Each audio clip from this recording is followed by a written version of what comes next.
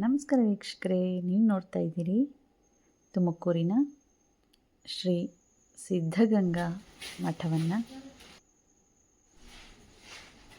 ಇದು ಬೆಟ್ಟದ ಮೇಲಿನ ದೇವಾಲಯ. ಇಲ್ಲಿಗೆ ಪ್ರತಿದಿನ ಶ್ರೀ ಶಿವಕುಮಾರ ಸ್ವಾಮೀಜಿಗಳು ಬಂದು ಪೂಜೆ ಸಲ್ಲಿಸಿ ಆ ನಂತರವೇ ಅವರು ಪ್ರಸಾದವನ್ನು ಸ್ವೀಕರಿಸ್ತಾ ಇದ್ದರು ಅಂತ ಹೇಳಲಾಗುತ್ತೆ. ಇದು ಎತ್ತರದ ಪ್ರದೇಶ. ಈ ಗುಡ್ಡದ ಬುಡದಲ್ಲಿ ಒಂದು ಕಲ್ಯಾಣಿಯನ್ನು ಇತ್ತೀಚೆಗೆ ನಿರ್ಮಿಸಿದ್ದಾರೆ.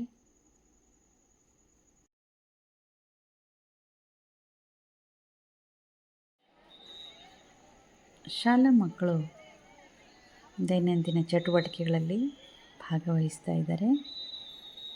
ನಾವು ಹೋದ ದಿನ ಇಲ್ಲಿ ಬಹುಮಾನ ವಿತರಣೆ ಕಾರ್ಯಕ್ರಮವನ್ನು ಹಮ್ಮಿಕೊಂಡಿದ್ದರು. ನಾವು ಒಂದು ಕ್ಷಣ ನಿಂತು ನೋಡೋದು ಬಹಳ ಸಂಭ್ರಮ, ಖುಷಿಯನ್ನು ಕೊಟ್ಟಿತ್ತು ನಮಗೆ.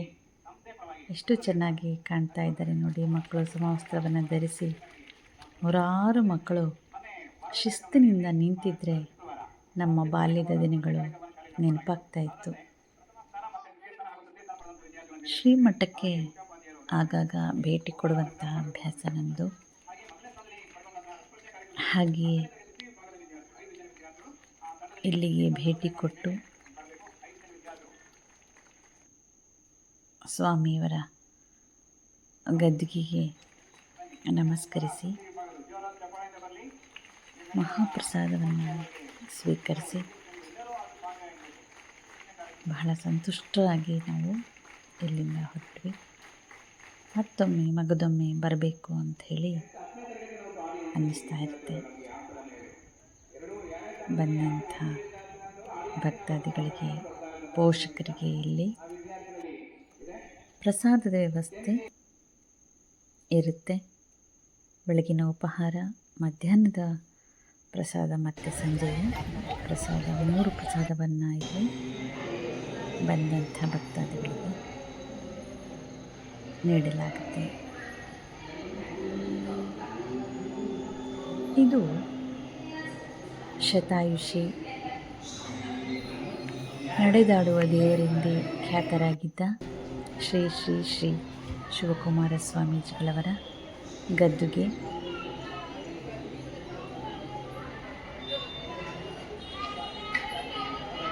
ಇಲ್ಲಿ ಅವರನ್ನು ಪೂಜೆ ಮಾಡಲಾಗುತ್ತೆ.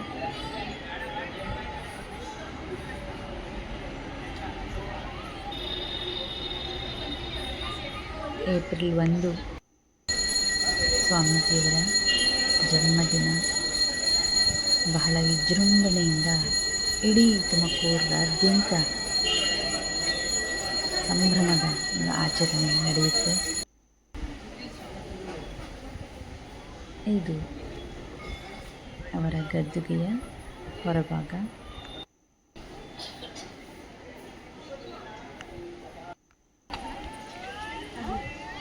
ಶ್ರೀ ಕ್ಷೇತ್ರಕ್ಕೆ ಸಿದ್ಧಗಂಗೆ ಎಂದು ಹೆಸರು ಬರಲು ಕಾರಣವಾದಂತಹ ಗಂಗಮ್ಮ ಮೇಲೆ ನೆಲೆಸಿದ್ದಾಳೆ.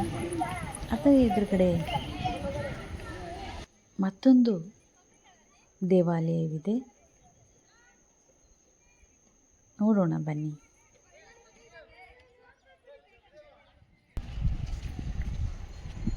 ಶ್ರೀಗಳು ಪ್ರತಿದಿನ ಈ ಬೆಟ್ಟವನ್ನು ಹತ್ತಿ ಪೂಜೆ ಸಲ್ಲಿಸಿ ಆ ನಂತರವೇ ತಮ್ಮ ಪ್ರಸಾದ ಮತ್ತು ದೈನಂದಿನ ಕಾರ್ಯಗಳನ್ನು ಆರಂಭಿಸ್ತಾ ಇದ್ರು ಅಂಥೇಳಿ ಇಲ್ಲಿ ಹೇಳಲಾಗುತ್ತೆ. ಇದು ಎತ್ತರದ ಪ್ರದೇಶ, ಸ್ವಲ್ಪ ಗುಡ್ಡದ ರೀತಿಯಲ್ಲಿ ಕಾಣುತ್ತೆ. ಇಲ್ಲಿ ಸಿದ್ಧಗಂಗಮ್ಮ ದೇವಿಯ ಪೂಜೆಯನ್ನು ಮಾಡ್ತಾರೆ ನೋಡಿ. ಇಲ್ಲಿ ಕಾಣ್ತಾ ಇದೆ ಗಂಗೆ. ಈ ಗಂಗೆಗೆ ಭಕ್ತರು ಪ್ರತಿ ಸೋಮವಾರದಂದು ಪೂಜೆಯನ್ನು ಸಲ್ಲಿಸ್ತಾರೆ. ಅರಿಶಿನ ಕುಂಕುಮ ಬಾಗಿನವನ್ನು ಕೊಡ್ತಾರೆ.